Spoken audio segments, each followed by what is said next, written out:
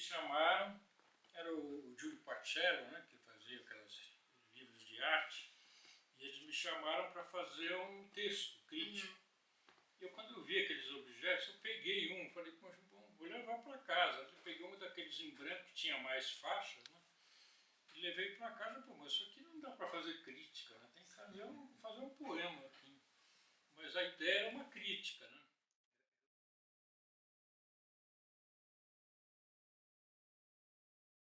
Júlio tinha um equipamento, ele morava numa casa grande, né? Tinha um equipamento, ele era casado àquela altura com a Regina Silveira. Então eles tinham uma casa grande, praticamente eles podiam fazer toda a produção na casa deles, né? Uma casa ampla. Então, eles faziam na casa faziam deles? na casa deles. Mas era com estilete que eles faziam? Será? Como é que era? Este não. Esse aqui é possível. Eu acho que ele tinha algum colaborador. Ele fez o projeto e mandava fazer. Mas ele tinha fotoliteira, ele tinha muita coisa na própria casa, né? Qual que foi a reação quando você devolveu com eu não sei descrever, eles ficaram surpresos. Eu mesmo fiquei surpreso. Não lembro bem, mas todo mundo ficou contente. Parecia que tinha sido uma coisa feita para outra. Né?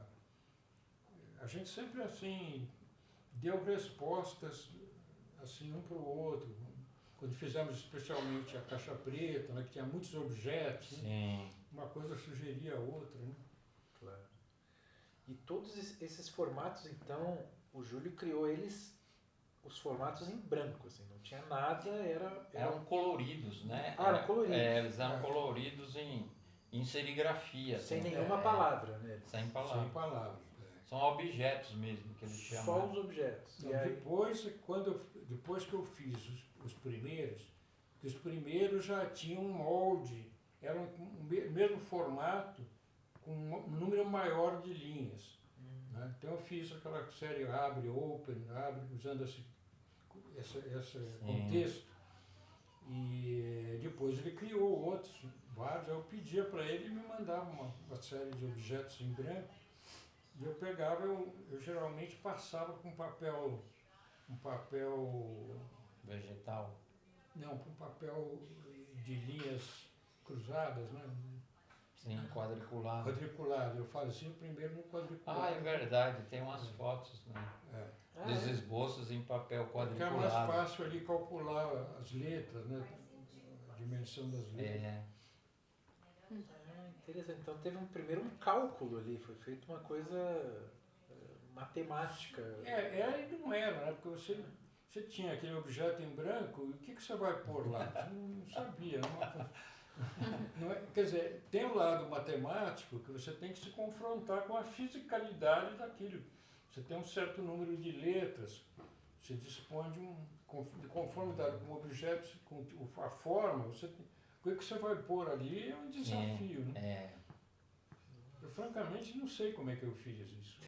Acho que levou não tantos anos. Eu acho que quando ele me deu, quando ele resolveu fazer, eu pedi uma série de objetos para ele, e aí dentro de uns meses, mais ou menos, eu fiz. Não foi uma coisa que demorou tanto. Eu precisava dos objetos para poder tentar colocar alguma coisa ali. Como eu fiz, eu não sei explicar. Foi na hora. Na hora, sim. Na hora, estou fazendo, colocando uma palavra, vendo o que ia dar. Né? A arte tem esse lado, né? Tem um lado matemático. Viva Vai foi o Plaza que fez.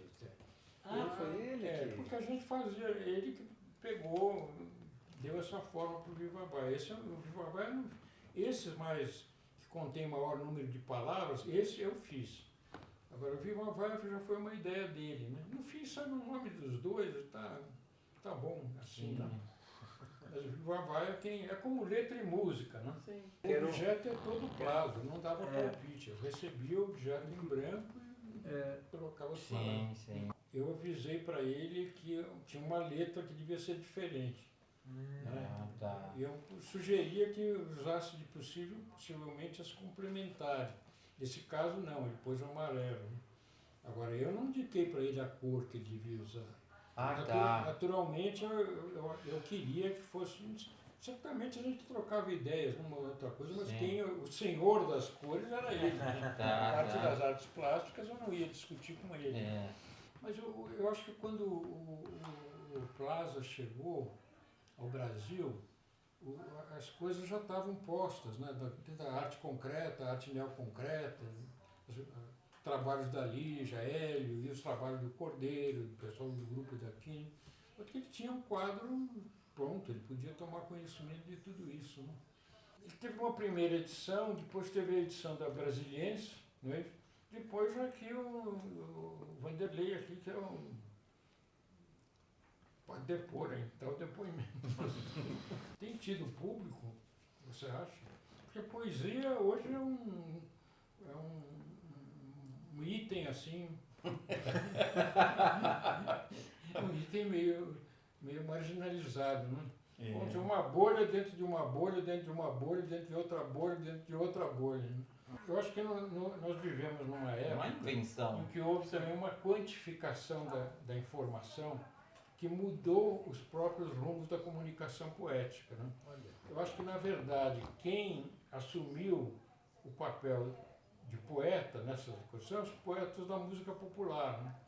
Especialmente aqui no Brasil, bom, e também todo quanto. Eu acho que a música, especialmente a música popular, é um campo muito rico para a poesia. Né? Você tem nos blues, toda a tradição, música americana, grandes compositores como Gershwin, Cole Porter, né? Fora do campo estrito da música negra, você tem todo um campo enorme. E no Brasil também, desde o Noel Rosa. Noel Rosa é um grande poeta. Né? Noel Rosa é sensacional. Você tem ainda com essa geração aí tão sofisticada, Caetano, Gil, Chico Buarque. Né? A poesia está muito bem representada na era popular. Eu acho que ela está menos visível e mais difícil no campo da. Ela está da poesia, estritamente poesia escrita, ela está num âmbito que eu equipararia ao da música contemporânea, chamada música. Quer dizer, hoje você falaria, bom, John Cage, muito mais velho do que eu, né? John Cage nasceu em 1913, 12, né? 1912. Eu sou de 31. Né? Quer dizer, você tem toda uma tradição de músicas, aí você entra, sei lá, você pode voltar atrás, lá, Schoenberg, Stravinsky, Bartók, Alban Berg, Weber, tem toda uma tradição de música contemporânea que está um pouco congelada, né? Hoje, o avanço da música de consumo, esse campo vai se tornando um campo mais restrito, gente que gosta daquilo. Né? Porque existem praticamente dois tipos de música que a gente ouve.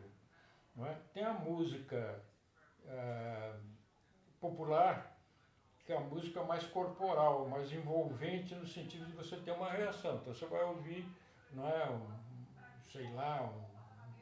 o samba, a música pop, não é, o funk, aquilo te leva também a dançar, tem uma reação corporal. E você tem a música que é para contemplar. Né? Você vai ouvir a história de soldado, ou qualquer música do Stravinsky, você não vai dançar com a música, você ouve em silêncio. Sim. Você pode fazer um espetáculo de dança, que você vai assistir em silêncio. Né? Então são dois tipos de música. Né? Tem uma que é uma música que você ouvir, você contemplar. Né? Mas você vai ouvir um Mozart, você não vai dançar um Mozart. Dançar uma valsa. Você vai ouvir, vai ficar quieto e ouvir a música. E tem uma outra que é uma música que propicia um envolvimento físico, né, corporal, né, que é bonita também, do mesmo jeito. Né? Essa poesia não é só pensamento, ela é emocional também. Né? Sim, claro.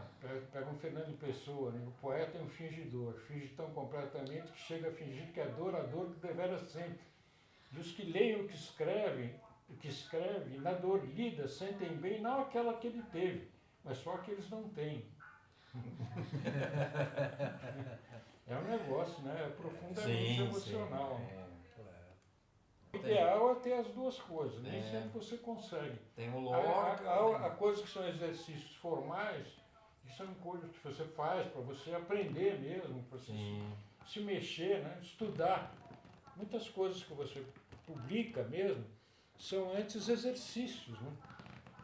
Artísticos que você faz, num ou no outro você acerta aqui. Né? Pegou, né? Você acerta. Oh, que beleza. Muita coisa bate na trave. Né? Você- Qualquer livro que você faça, a maior parte das coisas são tentativas. Né? São tentativas de acerto. Você acerta mais num. É como um jogo de futebol. Eu sempre digo isso. Você pega o maior jogador do mundo, põe ele na frente, bater um pênalti, ele erra o pênalti. Não é? Nem tudo. Você fica para marcar um gol, você faz 10 tentativas até acertar uma coisa. Sim. Sim. E a poesia é a mesma coisa. A poesia parece muito. Eu até usei muito a expressão tradução arte, que eu derivei de futebol arte, né? Porque eu acho que o futebol é uma arte espetacular. Como outros esportes, né? Mas o futebol que é mais próximo, assim, me sinto mais próximo, eu acho que é uma atividade artística, né? Você pega um Ronaldinho Gaúcho, é uma coisa Sim, espetacular, sim. um espetáculo de Pelé, né? Os grandes jogadores. Né? Dá pra dizer que o Poemóveis é um acerto? É um gol. Mais pelo Plaza do que por mim. Né? É um golaço. É um golaço o Poemóveis? É. Acho que pode dizer. Né? A gente acha, mas queria só a sua confirmação. A gente queria a sua... Não, eu me sinto mais à vontade porque o trabalho do Plaza é fundamental, senão não haveria nada. Né? Sim, claro. Eu apus as letras, mas a base é dele. Que há grandes cantores e cantoras que você vê mais virtuosismo do que. Não é? No caso da Sarah Vaughan, ela Fitzgerald, são maravilhosos cantores. Mas Sem dúvida. A Billie Holiday cantava 2 oitavas só. Sim. não é? E ela transmite uma emoção maior, no certo sentido. Né? E você sente a Fazendo- emoção, né, fazendo- ouvindo. Fazendo distinções difíceis entre grandezas, né? Porque todas são grandes cantoras. Claro. A Billie Holiday, com aquela voz pequena, né? Tinha um impacto maior, num certo sentido. Né? Então tinha os pintores concretos, mas o Cordeiro ele nasceu na Itália. Né? Ele tinha cidadania brasileira e italiana. Ele nasceu na Itália, veio para o Brasil com 16, 17 anos. E os pintores, cada um era o Feira, era húngaro, tinha outro que era austríaco, eram de várias nacionalidades. Né? Então, foi um momento histórico e o surgimento das bienais trouxe muita gente de fora para cá. Né? Sim. Então vinha muitos artistas de outras nacionalidades. Né?